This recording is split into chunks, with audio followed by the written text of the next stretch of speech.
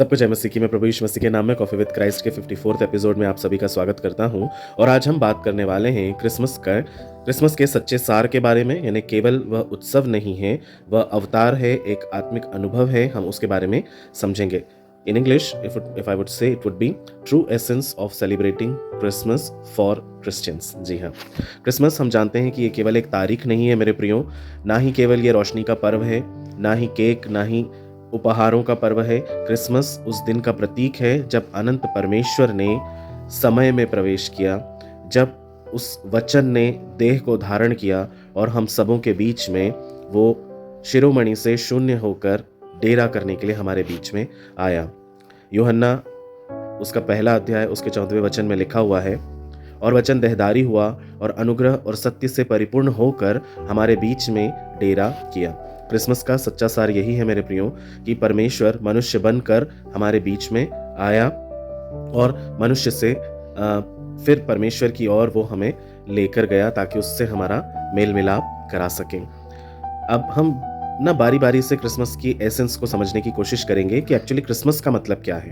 Christmas को हम दूसरे तरीके से बोल सकते हैं, इट वॉज गॉड्स इनिशिएटिव। जी हाँ, परमेश्वर ने, देखिए सीधी सीधी सी बात अगर हम करें तो मनुष्य ने कभी भी परमेश्वर को खोजा ही नहीं, खोजना चाहा ही नहीं। वो परमेश्वर ही था जो हमें ढूंढता और खोजता हुआ आया, और उसने हमें उपहार स्वरूप अपने बेटे को दे दिया। मैं आपको पिछले वीडियोस में भी बता चुका हूं कि हमारे लिए एक पुत्र दिया गया है। अगर कोई हमसे हमारे बच्चों को पूरे जगत के उद्धार के लिए मांगे, बलिदान होने के लिए, तो शायद हम कभी ना दे पाएंगे, लेकिन परमेश्वर ने स्वयं पुत्र रूप को धारण किया और उस पुत्र को हमारे उद्धार के लिए इस जगत को दे दिया, ताकि जो कोई उस पर विश्वास करे वो नाश ना हो परंतु अनंत जीवन को प्राप्त कर सके। ये वचन जो है वो हम यूहन्ना 3:16 में पाते हैं। क्रिसमस हमें यही सिखाता है मेरे प्रियो कि उद्धार हमारे प्रयासों से नहीं होगा परंतु परमेश्वर की कृपा से ही होगा। क्रिसमस मनुष्य की खोज नहीं है, ये परमेश्वर की खोज का उत्सव है। दूसरा हम देखने पाते हैं क्रिसमस में सबसे इंपॉर्टेंट एलिमेंट है चरनी। तो चरनी का जो संदेश वो हमें दिखाता है कि क्या दीनता है और क्या उपलब्धता है। आप देखें कि यीशु मसीह महलों में पैदा नहीं हुए, यीशु मसीह चरनी में जन्मे। इसका अर्थ यही था कि परमेश्वर वैभव में नहीं परंतु विनम्र हृदय में वास करना चाहता है। बाइबल के लूका की किताब उसके पहले अध्याय के 52वें वचन में ये लिखा हुआ है कि उसने बलवानों को सिंहासनों से उतार दिया और दीनों को ऊंचा किया। जी हाँ मेरे प्रियो, यदि हृदय दीन है ना तो चरनी भी परमेश्वर का निवास बन सकती है। Praise the Lord.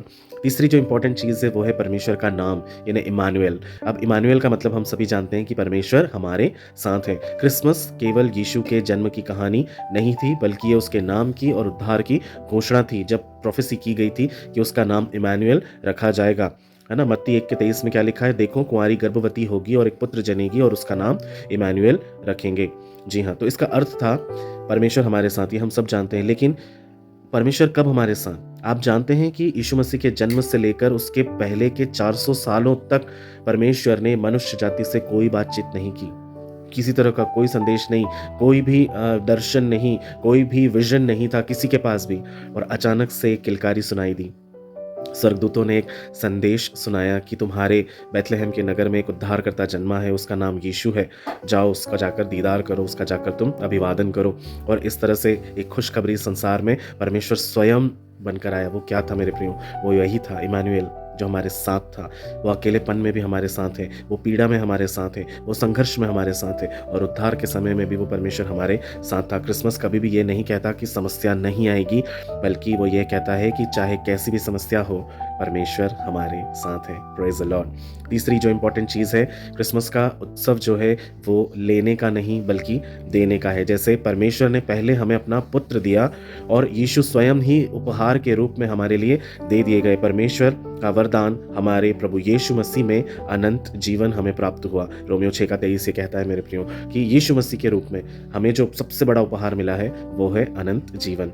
जो कोई भी उस पर विश्वास करेगा वो कभी भी नाश नहीं होगा परंतु अनंत जीवन का भागी होगा। सच्चा क्रिसमस हमें क्या कुछ देना सिखाता है? हमें क्षमा को देना सिखाता है, हमें प्रेम को बांटना सिखाता है, टूटे हुओं को जोड़ना सिखाता है मेरे प्रियो। और जो जो जो कहीं पूछे नहीं जाते, जिनको कोई सोचता भी नहीं, ऐसे लोगों तक पहुंचकर उनसे प्रेम को साझा करना ही क्रिसमस का असली प्रतीक है। क्रिसमस उपहार खोलने से नहीं, हृदय के खोलने से मनाया जाता है मेरे प्रियो। तो कहीं हम उपहारों में क्रिसमस की जो सच्ची सार है उसको कहीं भूल ना जाएं। इसलिए मेरे प्रियो, ये जस्ट एक रिमाइंडर है आप लोगों के लिए कि आप इन बातों को याद रखें। और सबसे इंपॉर्टेंट चीज़, चरनी से क्रूस तक का जो सफ़र था ना, from crib to the cross, that was a very important element in this Christmas story.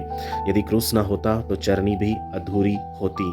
यीशु अगर जन्मे नहीं होते तो मरे नहीं होते, अगर मरे नहीं होते तो पुनरुत्थित नहीं होते, यदि पुनरुत्थित नहीं होते तो अनंत जीवन में हमारा प्रवेश भी असंभव था, क्योंकि उसने मृत्यु को हरा कर हम सबों को मृत्यु से ले लिया है। अब जितने लोग भी उस पर विश्वास करते हैं ना मेरे प्रिय, उनके लिए मृत्यु नहीं है, मृत्यु के पश्चात अनंत जीवन हम सबों का इंतजार कर रहा है। ये वो उपहार के रूप में हमको देकर गया है। लूका 2:11 में क्या कहा गया है कि आज दाऊद के नगर में तुम्हारे लिए एक उद्धारकर्ता जन्मा है। जी हाँ मेरे प्रियो, वो उद्धारकर्ता और कोई नहीं था लेकिन हमारा परमेश्वर प्रभु यीशु मसीह था, जो हमारे लिए वो उद्धार को लेकर आया था। क्रिसमस जो है वो प्रेम की शुरुआत है और क्रूस उस प्रेम की पराकाष्ठा है। इसलिए हमें ये याद रखना है कि यीशु मसीह का जन्म हमें डेफिनेटली खुशियां तो देता है, लेकिन उसका मकसद हमें उस खुशी से बढ़कर अनंत जीवन देना था। मेरे प्रियो, इस सार को अपने हृदय में बसा कर रखें और क्रिसमस को सेलिब्रेट करें। यीशु मसीह को अपनी पॉकेट में मत रखें, परंतु आप पूरे जगत में यीशु मसीह को लेकर जाएं। परमेश्वर आपको बहुत आशीष देंगे। आइए हम प्रार्थना करेंगे। पिताजी, हम प्रभु यीशु मसीह के नाम के आपके अति पवित्र चरणों में आते हैं,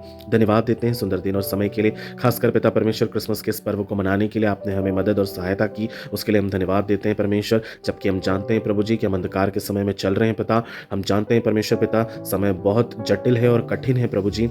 कई लोग आपके नाम के द्वारा सताए जा रहे हैं प्रभु जी, आपके नाम के कारण प्रभु जी लोगों को मारा पीटा जा रहा है, कोर्ट कचहरी जैसी कई तरह की बातें हो रही है, लेकिन इन सब के बावजूद प्रभु आपका संदेश और पिता परमेश्वर वो मकसद आपने हमारे जीवन में आज भी जिंदा रखा है। वो संदेश जो ये कहता है कि ईश्वर हमारे साथ है। हम विश्वास करते हैं प्रभु जी कि आप हमारे साथ हैं और प्रभु जी आने वाले समय में एक बहुत बड़ी जागृति और एक बहुत बड़ी बेदारी को हम पूरे विश्व भर में देखने जा रहे हैं पिता। और आप अपने पिता परमेश्वर यीशु मसीह के माध्यम से खुदावंद आप इस काम को पूरा करने जा रहे हैं पिता। हम धन्यवाद देते हैं कि आप सब ने हम पर इस बात को प्रकट किया है प्रभु जी, और हमें धीरज और धैर्य रखने के लिए सिखाया है पिता। हम विश्वास के साथ सब कुछ आपके हाथों में सौंपते हैं पिता। हम पूरे विश्व भर में आपकी असीम शांति और शालोम को पिता घोषित कर देते हैं राजा। जहां पर भी सोशल अनरेस्ट है पिता, उन तमाम जगहों को हम यीशु मसीह के नाम से शांति देते हैं। जो आज पिता परमेश्वर बेचैन है पिता परमेश्वर, जो किसी भी तरह से राजा धैर्य खो बैठा है राजा, उन सबों को हम शांति का संदेश देते हैं खुदावंद। हम आपसे विनती करते हैं पिता, उन सबों में आपका प्रेम फिर से बसने पाए। ये जो कुछ भी पिता परमेश्वर अंधकार फैला हुआ है, ये आपके आगमन से, ये रोशनी से ये दूर हो जाने पाए पिता। आपने ऐसा कर दिया है, उसके लिए धन्यवाद देते हैं। सब कुछ हम आपके हाथों में सौंपते हैं। सारा आदर, मान, महिमा, इज्जत, गौरव, जलाल सब कुछ देते हैं प्रभु यीशु मसीह के नाम से मांगते हैं। दया करके सुनिए और ग्रहण कीजिए, आमीन।